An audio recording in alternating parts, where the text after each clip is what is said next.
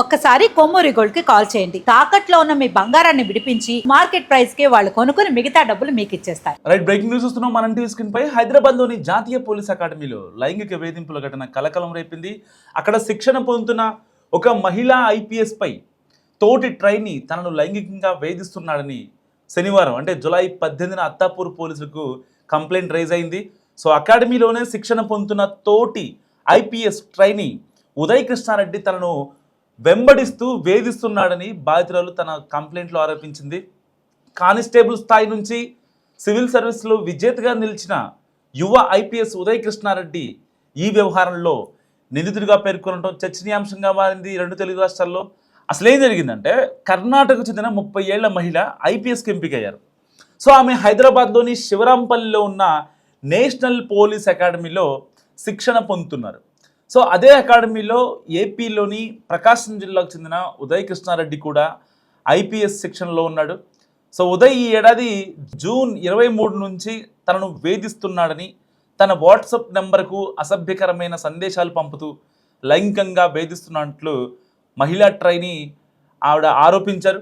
అంతేకాకుండా తన గౌరవాన్ని దెబ్బతీసేలా అకాడమీలో ఇతరుల ఎదుట తెలుగులో ఇబ్బందికరమైన బూతులతో మాట్లాడుతూ అగౌరవంగా అమర్యాదగా ఇబ్బంది పెడుతున్నారంటూ కూడా ఆవిడ కంప్లైంట్ రేస్ చేయడం జరిగింది. అండ్ అంతేకాకుండా జూలై 8న బలవంతంగా అతడి గదిలోకి లాక్కెళ్ళి బెదిరించి తన ఫోన్ పాస్వర్డ్ తీసుకున్నట్టు కూడా ఆవిడ చెప్పారు.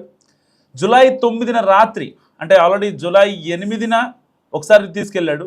అండ్ మళ్ళీ జూలై 9న రాత్రి 9 గంటలకు మరోసారి తనను జుట్టు పట్టుకొని అతడి గదిలోకి గుంజుకెళ్ళి గొంతు పిసికి మెడపై కత్తి పెట్టి బెదిరించాడని, అండ్ జూలై 10న రాత్రి అసభ్యకరంగా ప్రవర్తించడమే కాకుండా తన వ్యక్తిగత వీడియోలను చిత్రీకరించి భర్తకు పంపి బెదిరింపులకు పాల్పడుతున్నట్లు కూడా పేర్కొన్నాడు. సో దీంతో విసుగు చెందిన ఆవిడ జూలై 18న పోలీసులను ఆశ్రయించారు. తనపై లైంగిక వేధింపులకు పాల్పడుతున్న ఉదయ్ కృష్ణారెడ్డిపై చట్టపరమైన చర్యలు తీసుకోవాలంటూ అత్తాపూర్ పోలీసులకు ఫిర్యాదు చేశారు. దీనిపై కేసు నమోదు చేసుకున్న పోలీసులు ఉదయ్ కృష్ణారెడ్డి అకాడమీలో ఇతరులతో తప్పుగా ప్రవర్తిస్తున్నట్లు అండ్ వాట్సాప్ గ్రూపులు ఏర్పాటు చేసి తప్పుడు సందేశాలు పంపి కొందరిని మనోవేదనకు గురి చేసినట్టు కూడా పోలీసులు ప్రాథమిక దర్యాప్తులో గుర్తించారు. దీంతో అతడి ఐపీఎస్ ఉద్యోగ హోదాపై ఇప్పుడు అనిశ్చితి నెలకొంది. సో ఇలాంటి నేపథ్యంలో అసలు ఎవరి కృష్ణారెడ్డి? ఈ వ్యవహారంలో నిందితుడిగా ఉన్న ఉదయ్ కృష్ణారెడ్డి స్వస్థలం ప్రకాశం జిల్లాలోని సింగరాయకొండ మండలం ఊళ్లపాలెం గ్రామం. చిన్నతనంలోనే తల్లిదండ్రులను కోల్పోయిన ఉదయ్ నానమ్మ సాయంతో ప్రభుత్వ పాఠశాలలో చదివాడు. కూరగాయలు అమ్ముతూ అతన్ని వాళ్ళ నానమ్మ పెంచి పెద్దవాడిని చేసింది, చదివించింది. కష్టపడి చదివి ఉదయ్ 2013లో కానిస్టేబుల్గా ఎంపికై 2018 వరకు విధులు నిర్వర్తించాడు. ఆ సమయంలో ఒక సిఐ తోటి వారి ముందు ఉదయ్ను అవమానించడంతో భరించలేక ఉద్యోగానికి రాజీనామా చేసి సివిల్స్ వైపు అడుగులు వేశాడు. సో 4 సార్లు ఫెయిల్ అయినా పట్టుదలతో 5వసారి 360వ ర్యాంకుతో యూపీఎస్సీ సివిల్ సర్వీసెస్లో విజేతగా నిలిచాడు. అంతటి కష్టాలోడ్చి కళను సహకారం చేసుకున్న ఉదయ్పై అకాడమీలో లైంగిక వేధింపుల ఆరోపణలు రావడం తెలుగు రాష్ట్రాల్లో కలకలం రేపుతుంది. సో ఇలాంటి నేపథ్యంలో ఇప్పుడు అతని ఐపీఎస్ హోదా ఉంటుందా ఉండదా అనేది ఇప్పుడు చాలా చర్చనీయాంశంగా మారింది. ఎందుకంటే మనకేదన్నా కష్టం వచ్చింది, ఒక ఆడపిల్లకి ఇంకేదన్నా ఇబ్బంది అయింది అని అంటే ఎవరి దగ్గరికి వెళ్తారు? మొదటగా గుర్తొచ్చేది పోలీసులే. సో ఎంత ఇప్పుడు ఈ కేసులో ఎలాగైతే ఆ ట్రైనీ ఐపీఎస్ ఓపికతో భరించి తన సహనాన్ని అన్నిటినీ అక్కడ వెచ్చించి ఇంకా అరాచకాలు తట్టుకోలేని పరిస్థితిలోనే అత్తాపూర్ పిఎస్ పోలీసులకు ఆవిడ కంప్లైంట్ రైజ్ చేసింది. నిజంగా ఇప్పటిదాకా ఆవిడకంటే దాదాపుగా ఒక 2 నెలల నుంచి ఈ యొక్క భాగవతం నడుస్తుంది. సో ఎప్పుడైతే 2-3 సార్లు ఆ అమ్మాయిని వాళ్ళ గదిలోకి తీసుకెళ్ళాడో, సో అది కూడా లెటర్లు లాక్కెళ్ళడం, రాను అంటే తోటి అంటే పక్కన వాళ్ళు ఉంటారు కదా, ట్రైనీ ఐపీఎస్లు ఉంటారు కదా, మేల్స్ అండ్ ఫీమేల్స్ ఇద్దరు ఉంటారు.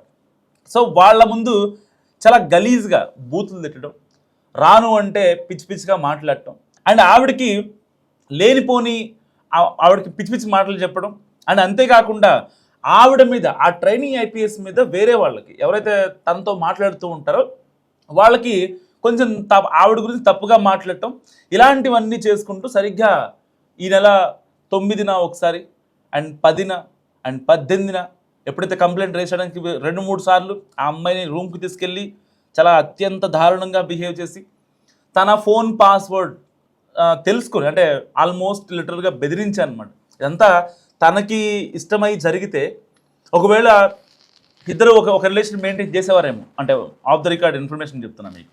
ఒకవేళ వాళ్ళిద్దరికి కనుక ఇష్టం ఉంటే ఎట్టి పరిస్థితుల్లో అసలు ఈ వార్త బయటకు వచ్చేది కాదు.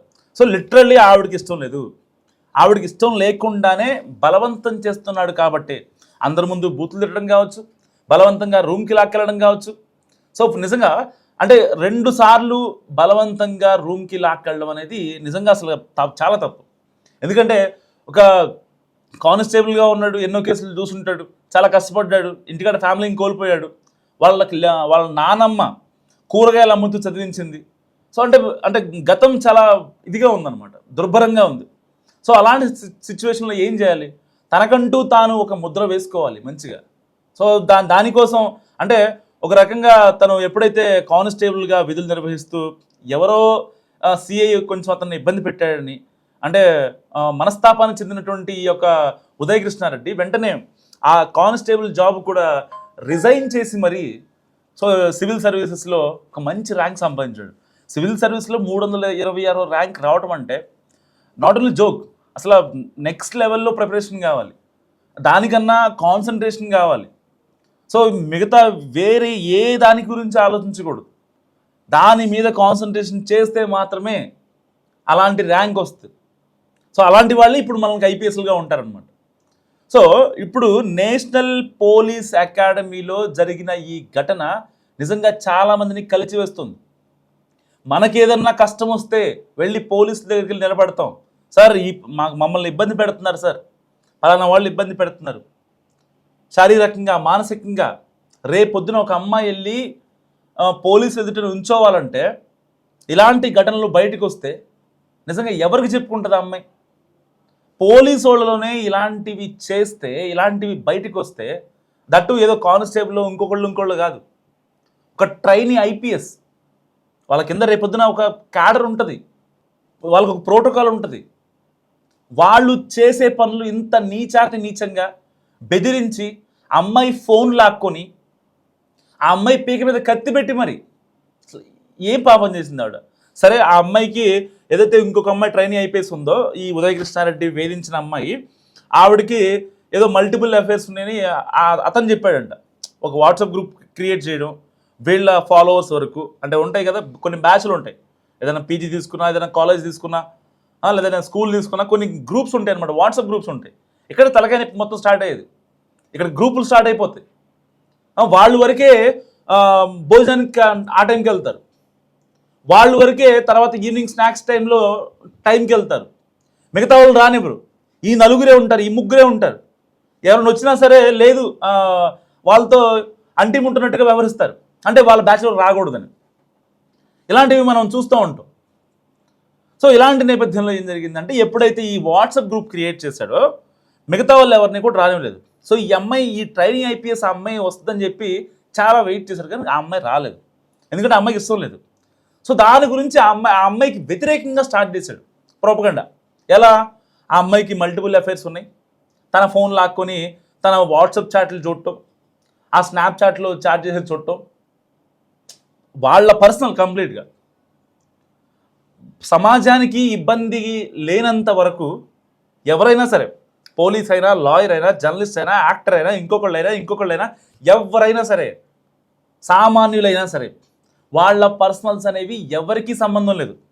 నిజంగా వాళ్ళు ఒక కేసులో కన్విక్ట్ అయ్యారు, లేదంటే ఎవరైనా చంపేశారు, ఎవరికైనా హామ్ చేశారు, అది ఒక కేసు అయింది, అప్పుడు వాళ్ళ పర్సనల్స్ అన్నీ కావాలి. అంటిల్ అన్లెస్ వాళ్ళ పర్సనల్లోకి వెళ్ళడానికి ఎవరికి ఆస్కారం లేదు, ఎవరికి హక్కు లేదు అసలు. ఫస్ట్ మాట్లాడావా, అవతల పక్క వ్యక్తికి మాట్లాడే హక్కు ఉంది. సో వాళ్ళ ఇష్టం, అది వాళ్ళు మాట్లాడితే మాట్లాడారు, అదే మేల్ అయినా ఫీమేల్ అయినా ఇంకెవరైనా సరే, వాళ్ళ పర్సనల్లోకి వెళ్ళి మనం తిట్టే రైట్ మనకు లేదు. అండ్ ఆ అమ్మాయిని బెదిరించి ఆ పాస్వర్డ్ లాక్కొని, అసలు పాస్వర్డ్ లాక్కోవడానికి ఎంత దారుణంగా బిహేవ్ చేశారు తెలుసా? సో పోలీసులకి ఆ అమ్మాయి చెప్తుంటే లిటరల్లీ అత్తాపూర్ పోలీసులు ఏడ్చేశారు, ఎంత దారుణంగా బిహేవ్ చేశాడా అని చెప్పి. అంటే అమ్మాయి ఓపిక పట్టింది.